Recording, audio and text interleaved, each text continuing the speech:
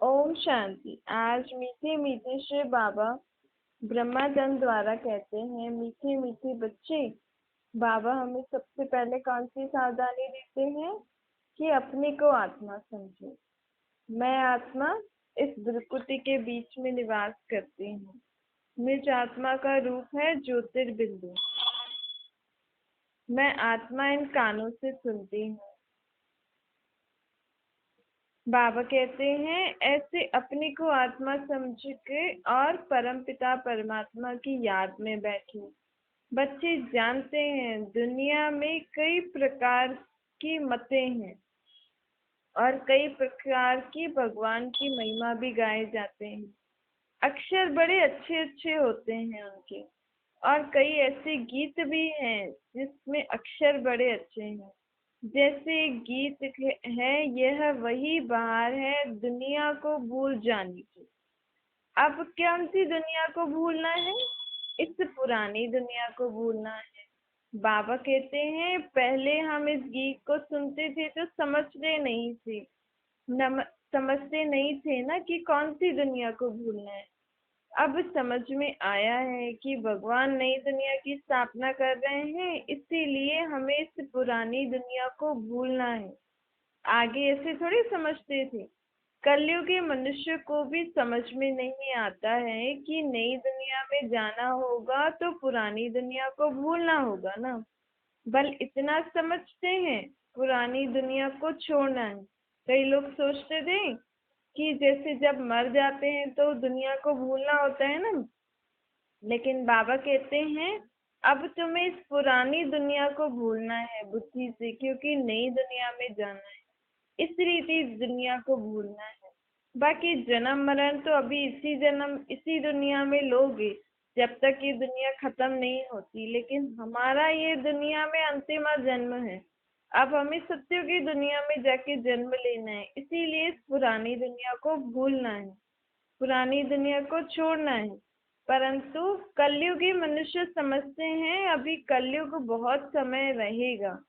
बाबा कहते हैं अभी और कितने दुख देखने हैं। नई सो पुरानी दुनिया, पुरानी सो नई दुनिया तो होगी, लेकिन मनुष्य समझते हैं अभी बहुत समय पड़ा है।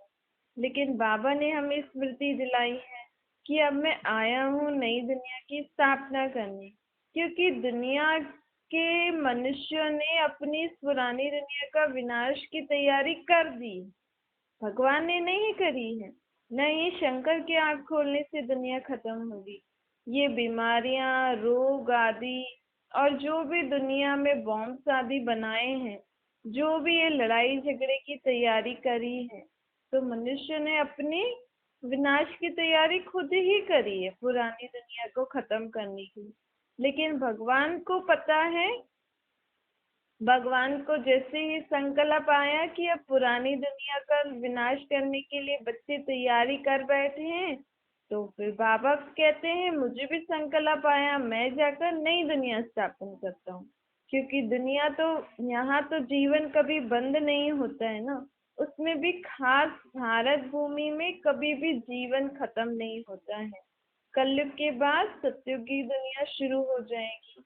इसलिए बाबा कहते हैं अब इस पुरानी दुनिया को भूलो, अर्थात बुद्धि से इसका ममत्व था छुड़ा दो, बुद्धि से भूल दो। भूल जाने से क्या होगा, हम ये शरीर छोड़ खुशी खुशी अपनी इच्छा से, जैसे सत्युग में हम अपनी इच्छा से शरीर छोड़ेंगे ना, वैसे ही हमें ये दुनिया को भूलना, ममत्व क्यों निकालना है? क्योंकि हम फिर खुशी खुशी पुरानी दुनिया का ये पुराना शरीर छोड़ जाके नई दुनिया में नया शरीर लेंगे। अभी नई दुनिया स्थापन हो रही है ना, परंतु अज्ञान काल में ऐसी ऐसी बातों के अर्थ पर किसी का ध्यान नहीं जाता है, जिस प्रकार अब बाबा ने हमें ये समझाने दी है। नहीं तो अज्ञान काल में भी हमने कई बार ये गीत सुना था, लेकिन अर्थ थोड़ी समझा था। अब बाबा हमें ऐसे गीतों का अर्थ भी समझाते हैं। तुम अनेक अर्थ को समझ गए हो। बाबा कहते हैं मैं तुम्हें सर्व शास्त्रों का भी सार समझाता हूँ, और इस दुनिया में जो ये कई प्रकार की बातें और गीत हैं, इनका भी अर्थ समझाता हूँ। जैसे कहते हैं ना, छोड़ दे आकाश सिंहासन, सब छोड़ दे आकाश सिंहासन, मतलब भगवान कहाँ रहता है? इस आकाश तत्व से भी ऊपर रहता है, कण कण में थोड़ी रहता है। तो तुम सब कुछ अज्ञानवश बनाते तो हो, लेकिन उसका यथार्थ अर्थ हमें अब बाबा आके समझाते हैं। बाबा हमें डायरेक्शन देते हैं, बच्चे जितना अपने को आत्मा समझोगे और बाप की याद में रहोगे, उतना सर्व बातें यथार्थ बुद्धि में समझ में आ जाएंगी। तुम्हारी बुद्धि में समझ क्यों नहीं है? क्योंकि तुम आत्माएं पतित बनी हो ना, मलेश बन गई हो। अब मैं तुम्हें फिर से पावन बनाने आया हूँ। शिव बाबा को तो सारा दिन बच्चे जैसे भूले ही हुए हैं। पूरा न समझने के कारण बाप को उस रीति याद नहीं करते हैं, लव नहीं है ना। अगर बुद्धि में अभी भी समझ में आ जाए कि ये आत्माओं का बाप परमात्मा हमें सृष्टि का ज्ञान दे रहे हैं, सृष्टि की हर बात बता रहे हैं, तो बाबा की एक एक शब्द को आत्मा बहुत शांति से और सोच समझ के सुने। मेहनत तो करनी है ना, क्योंकि आज से पहले थोड़ी कभी किसी ने हमें सिखाया कि अपने को आत्मा समझो और भगवान को निराकार रूप में याद करो। नहीं, ये तो अभी ही बाबा हमें सिखा रहे हैं। लेकिन बाप है तो जरा सी मेहनत करने से आदत पड़ जाएगी। शिव बाबा को न ठंडी लगती है न गर्मी, न ही उनको भूख प्यास लगती है। बाबा कहते हैं मैं तो निर्लेप हूँ, बल मैं सृष्टि पर इस शरीर में आया हूँ सर्विस करने, तो भी मैं सर्विस करते भी इन सब बातों से न्यारा हूँ। मुझे कोई खाने पीने की कोई चीज नहीं चाहिए, ना ही मुझे कोई ठंडी गर्मी लगती है। मैं शरीर में बैठा हूँ, ज्ञान सुना रहा हूँ, तो भी इन सब बातों से न्यारा हूँ। मैं खाता भी नहीं हूँ, पीता भी नहीं। फिर इस रीति कई लोगों ने, कई इस दुनिया में कई साधु ने भी ऐसा अपनाते हैं, ना खाते हैं ना पीते, कहते हैं ना हम खाते हैं ना पीते हैं, लेकिन फिर भी शरीर को चलाने के लिए कुछ न कुछ ऐसी दवाई तो लेते ही हैं। ये तो बाबा को भी पता है, क्योंकि बिना खाए पिए शरीर कैसे चलेगा। कुछ न कुछ थोड़ा ऐसे लेते हैं जिसकी शक्ति से शरीर चलता रहे। लेकिन परमात्मा तो इस शरीर से न्यारा ही है ना। देखो, दुनिया में देवताओं के नाम भी बहुतों ने अपने ऊपर रखा है, और कोई भी धर्म में देवी और देवता नहीं होता। देवी और देवता सिर्फ एक देवता देवी देवता धर्म वालों में ही देवी और देवता कहा जाता है, क्योंकि पवित्र प्रवृत्ति मार्ग की स्थापना भगवान आके करते हैं ना। दुनिया में इनके, खास भारत में देवी देवताओं के बहुत मंदिर हैं। विदेश वाले तो एक निराकार को ही अलग नाम से याद करते हैं। रूप सब निराकार का ही याद करते हैं। नाम कोई अल्लाह, कोई गॉड, कोई कुछ कह देता है। लेकिन इस भारत में कितने देवी देवताओं के मंदिर है ना। बाहर वालों की बुद्धि फिर भी अच्छी है, समझते हैं कि भगवान तो एक ही होगा ना, बाप तो एक ही होगा, बहुत थोड़ी होंगी, बच्चा तो एक से ही मिलना है ना। तो सबका भगवान एक, हम सब एक बाप के बच्चे हैं ना, तो बच्चा भी उस बाप से ही मिलेगा। इतने सारे देवी देवता गुरुओं को हम बाप माँ बाप बना के बैठे हैं, लेकिन बाबा कहते हैं बाप तो सबका एक होता है। अगर बाप सर्वव्यापी हो जाए तो वर्षा किससे मिलेगा? तो फिर ये सब बुद्धि में हमें समझना चाहिए। ये सब बाबा इस पुरुषोत्तम संगम युग पर ही आके हमें समझाते हैं। जब हम सुखधाम में जाएंगे, अर्थात जब हम देवी देवता धर्म वाली आत्माएं सुखधाम अर्थात सत्युग में जाएंगे, तो बाकी सब आत्माएं शांति धाम, सब धर्म की आत्माएं शांति धाम में रहेंगी। फिर उनका आना होगा द्वापर युग से। ज्ञान का विचार करने से फिर समझ में भी आता है। जितना ज्ञान का विचार करोगे उतना हम रूप बसंत बनते जाएंगे। रूप बसंत अर्थात आत्मा तो है ही सही, और मुझ आत्मा में ये ज्ञान है, तो ज्ञान की खुशबू आएगी ना। उसी को ही रूप बसंत कहते हैं। तुम रूप भी हो, बसंत भी हो। तुम आत्माओं का रूप निराकार ज्योतिर्बिंदी, और तुम भी अभी ज्ञान सुनकर ज्ञान मास्टर ज्ञान के सागर बन रहे हो ना। अभी तुम पढ़ रहे हो, पिछाड़ी तक नंबरवार पुरुषार्थ अनुसार सभी आत्माएं वर्षा ले लेंगी, फिर सब इकट्ठी ही बाप के साथ अपने घर जाएंगी। शिव बाबा, हम आत्माओं का बाप है ना, यह भी दिल से लगता तो है, भक्ति मार्ग में थोड़ी दिल से लगता है।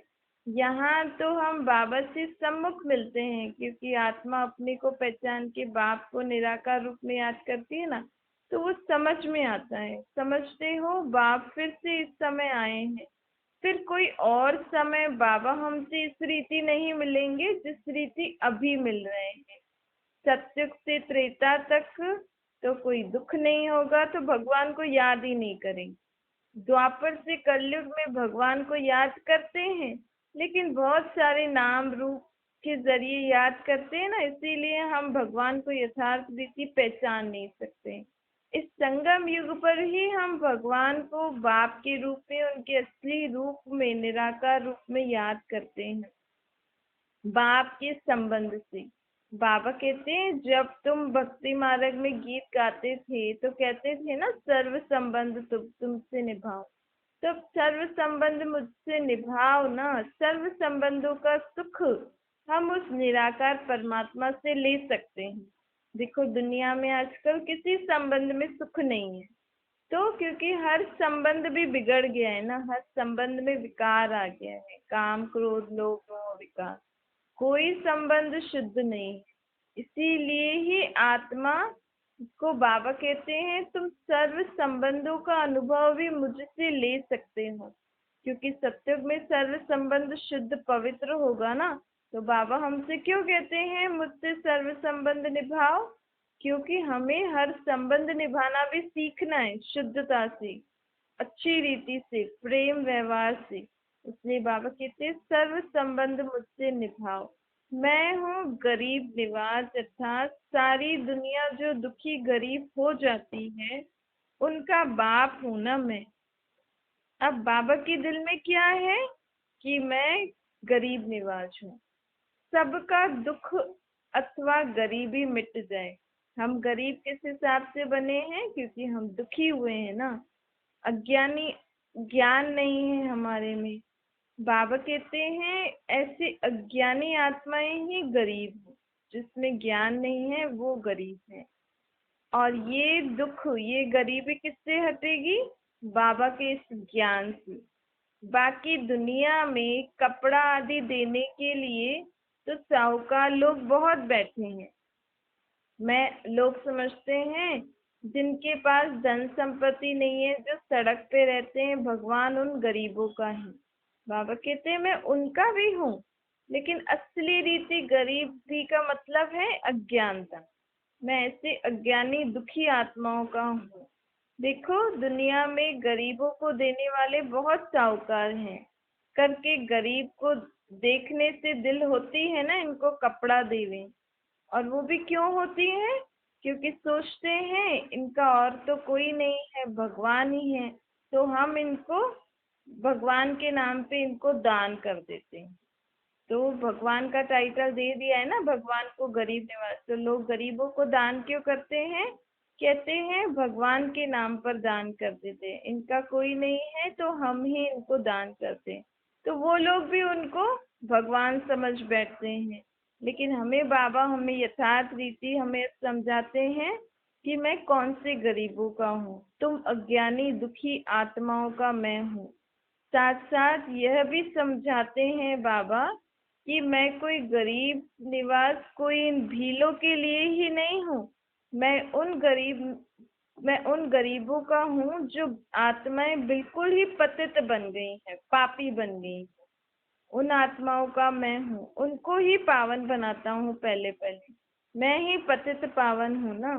तो विचार चलता है, बाबा कहते हैं कि मैं गरीब निवास हूँ, लेकिन मैं पैसे आदि नहीं देता हूँ। मैं पैसे आदि कैसे दूंगा? मेरे पास तो शरीर ही नहीं। पैसे आदि देने वाले तो दुनिया में बहुत हैं, इस दुनिया में बहुत फंड्स निकलते हैं, तो जो फिर अनाथ आश्रम में भेज देते हैं। जानते हैं अनाथ रहते हैं, अर्थात जिसका नाथ नहीं है। तो पहले बाबा ने हमें बताया कि मैं कौन सी गरीबों का हूँ। कौन सी आत्माएं गरीब हैं दुनिया में? जो अज्ञानी है, जिनको ना खुद का पता है, ना बाप का पता है, और ना अपने घर का पता है, ना कोई ज्ञान है सृष्टि चक्र का। उन गरीबों का हूँ, और जो आत्मा बिल्कुल पतित बन गई। अब बाबा बताते हैं कि अनाथ कौन होते हैं। कहते हैं ना, दुनिया में अनाथ अर्थात जिसके माँ बाप नहीं हो। तो हम भी तो आज से पहले अपने माँ बाप को नहीं जानते थे ना। हमें थोड़ी पता था मैं आत्मा हूँ, मुझे आत्मा का बाप परमात्मा है, और मैं आत्मा ही दुखी होकर अपने परमात्मा बाप को अलग अलग नाम रूप से याद कर रही हूँ। ये पता था? नहीं पता था ना। तो हम ही अनाथ थे, अब हम सनाथ बने हैं। बाबा कहते हैं तुम ही गरीब थे, तुम ही अनाथ थे। अब मैं फिर से तुम्हें ज्ञान सुनाकर साहूकार बना रहा हूँ, फिर से तुम्हें सनाथ बना रहा हूँ, क्योंकि अपनी पहचान दे रहा हूँ। फिर जो जितना पहचान के बाप के संबंध से चलेगा, बाप और बच्चे के संबंध की स्मृति से चलेगा, वो उतना सनाथ बनता जाएगा, बाबा उनका उतना होता जाएगा। सत्युग में सब सनाथ होते हैं, क्योंकि सबको बाप से वर्षा मिला होता है ना। बल वहां पे बाप की पहचान तो नहीं होती, लेकिन फिर भी बाप का वर्षा होता है, और अपने को तो पहचानते हैं हम आत्माएं हैं। तुम्हारी बुद्धि में है कि अब हम साहूकार बन रहे हैं। बाबा हमें कितना ज्ञान सुनाते हैं ना, इतना ज्ञान सुनाते हैं कि सत्युग में हम पदमपति बन जाते हैं। देखो लक्ष्मी नारायण कितने साहूकार हैं, तो उनके राज्य में रहने वाले भी सब साहूकार होंगे ना। सत्युग में कभी कोई कर्म नहीं कूटते। यहाँ कितने गरीब हैं जिनको धन है, उनको अपना नशा रहता है कि हम तो स्वर्ग में हैं। परंतु बाबा कहते हैं यहाँ का धन, जो भी मालिक होता है, जो भी साहूकार होता है, वो स्वर्गवासी नहीं होता है। स्वर्ग में तो दुख का नाम निशान नहीं। यहाँ तो भले अपने बड़े बड़े घर हैं, अपने पैसे हैं, लेकिन दुख तो है ना। उनको भल नशा है हम स्वर्ग में है, परंतु है नहीं। ये बाबा हमें बताते हैं इस समय कोई भी मनुष्य सनाथ नहीं है। सभी आत्माएं अनाथ हैं, क्योंकि अपने को और बाप को नहीं जानती। ये सब इनके पैसे आदि सब मिट्टी में मिल जाएंगे। मनुष्य समझते हैं हमारे पास इतना धन है जो हमारे पोतरे दोतरे खाते रहेंगे, परंपरा चलता रहेगा। परंतु हमें बाबा कौन सी दुनिया के लिए तैयारी करा रहे? स्वर्ग के लिए। तो स्वर्ग आएगा तो ये दुनिया तो खत्म होगी ही ना। यहाँ पे जितने भी जिनके धन आदि है सब खत्म हो जाएंगी, एक ही आग लगेगी, सबके नोट जल जाएंगे। तो बाबा कहते परंपरा से नहीं चलना है, आप इस युग को परिवर्तन होना है। सत्युगी दुनिया के लिए तैयारी करो, अपना सब कुछ सत्युगी दुनिया के लिए सफल करो। बाबा को अपना तन मन धन बुद्धि से दे दो, और बाबा की डायरेक्शन अनुसार सब कार्य में लगाओगे, तो तुम्हें सत्युग में तन भी तंदुरुस्त मिलेगा, मन भी अच्छा मिलेगा, और धन तो तुम्हारे पास बहुत होगा। यहाँ तो धन है वो भी पता नहीं कहाँ से आता है। पाप कौन पल हम अच्छी रीति कमा रहे हैं, लेकिन सामने वाला किस रीति हमें कमा के दे रहा है हमें पैसे। तो धन में भी तो दुख है ना। तो बाबा कहते हैं ऐसा धन क्या करोगे, इससे अच्छा तो सत्युगी नई दुनिया के लिए तैयार करो। जितना साधारण रहना रह सकते हो उतना साधारण रहो। ज्यादा धन धन कमाने में अपना बुद्धि अपना समय नहीं लगाओ। इससे अच्छा तो आगे के जीवन के लिए कमाई करो। तुम जानते हो नई दुनिया को स्वर्ग, पुरानी दुनिया को नर्क कहा जाता है। हमको बाबा नई दुनिया में ले जाने के लिए कमाई करा रहे हैं। ये बाबा का एक एक रतन लाखों रुपए का है। बाप कितना साहूकार बनाते हैं। ये लक्ष्मी नारायण साहूकार कैसे बने? क्या साहूकार से, किसी साहूकार से इनको वर्षा मिला क्या, या इन्होंने लड़ाई करी जैसे दूसरे राजगद्दी पाने के लिए लड़ाई करते हैं ना? तो बाबा हमसे पूछते हैं क्या लक्ष्मी नारायण ने लड़ाई करके इतने साहूकार बने, या इनको किसी ने धन दिया? नहीं ना। इन्होंने अपने पिछले जन्म में अच्छे कर्म किए थे। वो कर्म कौन सिखाने वाला था? परमात्मा। अभी ही परमात्मा बाप जो हमें कर्म करना सिखा रहे हैं। तो लक्ष्मी नारायण की आत्मा ने भी यही कर्म, इसी श्रीमत पे चल के अच्छे कर्म किए, तभी तो सत्युग में इनको उच्च पद मिला। बाप का कर्म सिखलाना तो बिल्कुल ही न्यारा है। कर्म अकर्म विकर्म का अक्षर भी क्लियर है ना। कर्म अर्थात जो हम साधारण कर्म करते हैं, अकर्म अर्थात जिस कर्म का हमारे आत्मा पर बुरा या अच्छा कोई लेप शेप नहीं चढ़ता है, और विकर्म अर्थात जो कर्म हम विकारों के वश होकर कर्म करते हैं, उनको विकर्म कहा जाता है। शास्त्रों में कई अक्षर हैं, लेकिन ऐसे ही हैं जैसे आटे में नमक जितना डालते हैं। कहाँ इतने करोड़ मनुष्य, और सत्युग में कितने होंगे? सिर्फ 9 लाख। तो बाबा कहते हैं कि सत्युग के आदि में इस दुनिया में सिर्फ 9 लाख होंगे, बाकी सभी आत्माएं अपना शरीर छोड़ परम धाम में विश्राम कर रही होंगी, फिर अपने अपने समय पर आएंगी। अब बाकी थोड़ा सा समय है, बाकी मेहनत तो करनी है ना। देखो बाबा कितना अच्छी रीति हमें रोज रोज समझाते हैं। बाबा कहते हैं अभी भी दुनिया में ऐसे कई परिवार हैं जहाँ पूरा परिवार बड़े सुखी तरीके से रहते हैं। उनके घर की सब बहुएं एक ही घर में ऐसे शांत मिलाप से रहती हैं। अभी कलयुग में भी ऐसी कई जगह हैं। तो बाबा कहते हैं देखो, उनसे पूछते हैं तो वो कहते हैं ना, हमारे घर में कोई लड़ाई झगड़ा नहीं रहता, हमारे पास तो जैसे स्वर्ग है। तो जैसे स्वर्ग लगा पड़ा है, मतलब स्वर्ग भी इसी दुनिया में था, वहां पे सब सुख शांति से रहते थे। तभी तो इस दुनिया में भी आज भी कई ऐसे घर हैं जो सोचते हैं कि हमारा घर तो जैसा स्वर्ग है, कोई लड़ाई झगड़ा नहीं। तो इन बातों से हम समझ सकते हैं कि हम ही पहले बड़े शांति सुख शांति से रहते थे, कोई लड़ाई झगड़ा नहीं था। अब हम विकारों के वश ऐसे बुरे बने हैं, हमारा स्वभाव संस्कार अच्छा नहीं है। तो फिर से बाबा हमें स्वर्गवासी बनाने के लिए, वैसे स्वभाव संस्कार धारण कराने के लिए घड़ी घड़ी हमें पुरुषार्थ कराते हैं। बाबा कहते हैं बच्चे कभी भी गुस्सा नहीं करना चाहिए, बहुत मीठा होके प्यार से चलना चाहिए। जितना प्यार से चल सकते हो उतना चलो, क्योंकि दैवी घराने में जाना है ना। गुस्सा करने से दुख होता है ना। जो आत्मा मनसा वाचा कर्मणा किसी को दुख ही देती रहती है, उसको कौन सी आत्मा कहा जाता है? दुखी आत्मा।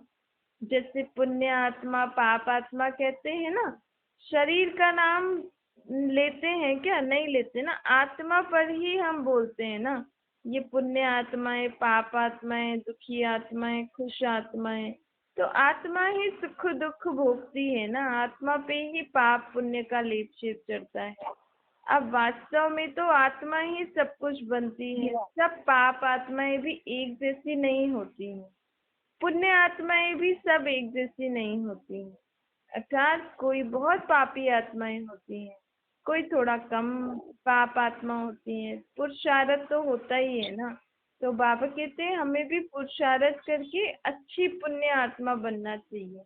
जैसे स्कूल में भी स्टूडेंट मेहनत करते हैं ना अपने क्या पढ़ाई पढ़ने, अपने अंदर बुद्धि में सब चीजें धारण करने की। तो यहाँ पे हमें अच्छे कैरेक्टर्स, अच्छे स्वभाव संस्कार धारण करने हैं। कोई भी उल्टा सीधा जवाब किसी को नहीं देना है। बाबा देखो कितना शांति से सबसे चलते हैं ना। बाबा कहते हैं जितना हो सके प्यार से काम लो। छोटे बच्चे को सुधारने के लिए कान से पकड़ते हैं, जैसे कृष्ण के लिए दिखाते हैं ना, ओखली से बांधा। तो यह भी यहाँ की बात है। कोई सत्युग में कृष्ण को ओखली से नहीं बांधेगी, न ही सत्युग में कोई ऐसे चंचल बच्चे होंगे। ये तो अभी के बच्चे, जब वही देवी घराने की आत्माएं द्वापर कलयुग में आई और ऐसी चंचलता दिखाई, तो कृष्ण की जो भी कहानियां हम सुनते हैं वो कृष्ण की आत्मा ने सत्युग त्रेता में नहीं किया था, द्वापर कलयुग की कहानियां लिखी हैं।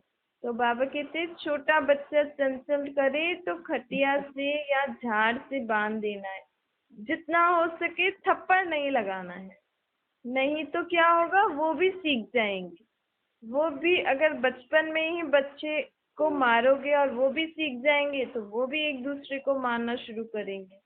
बांधना फिर भी ठीक है, ऐसे तो नहीं। बाबा कहते हैं देखो बांधोगे तो ऐसा तो नहीं होगा ना, बड़ा होके माँ बाप को बांध देगा, नहीं ऐसा नहीं होगा।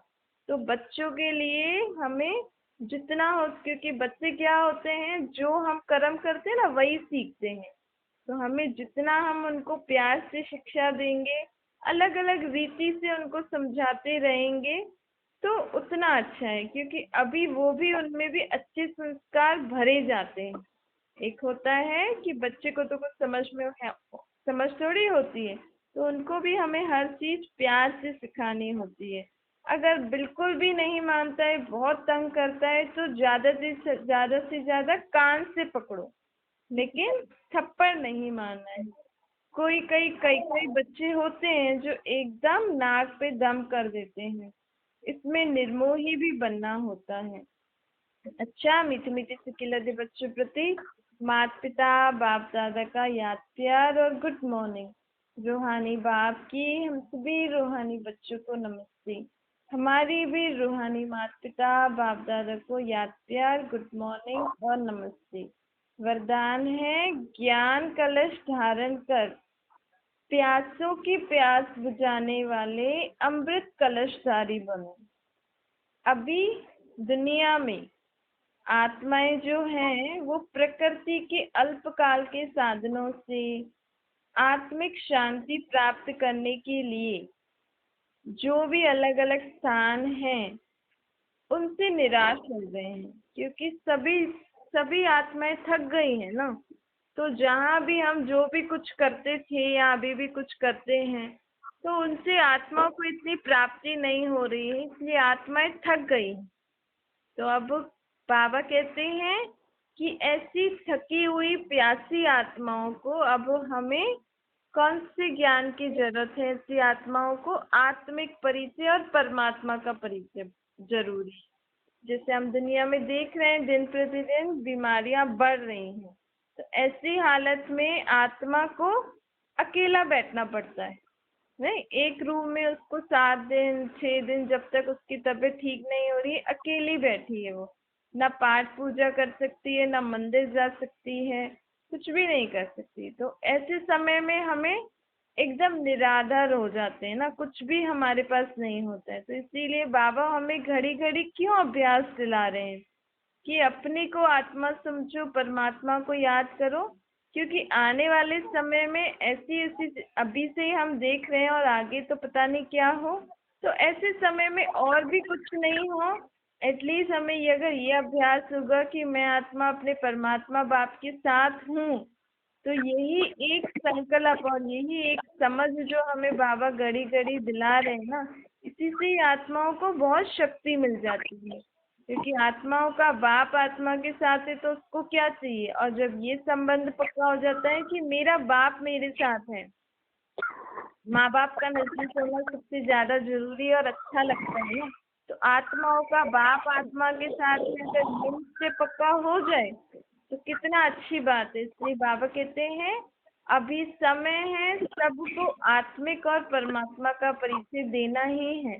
तो आप भी जितना हो सके सबको इतना तो आप बोल ही सकते हो ना कि आपकी भ्रुकुटी के बीच में जो आत्मा है उसका बाप परमात्मा बाप निराकार है। उनको याद करते रहो, तो ऐसी कई सिचुएशंस जो भी आएंगी जिस समय आपके साथ और कोई नहीं होगा, लेकिन इस परमात्मा की याद से वो आत्मा बहुत शक्तिशाली महसूस करेगी। इसी रीति सभी आत्माओं की प्यास बुझ जाएगी। स्लोगन है, एडजस्ट होने की कला को लक्ष्य बना लो तो सहज संपूर्ण बन जाएंगे। हर एक बात में हमें जितना हो सके एडजस्ट करना है। तो ऐसा नहीं मैं ही हरदम करूं, क्योंकि हमें हमें ही बनना है ना।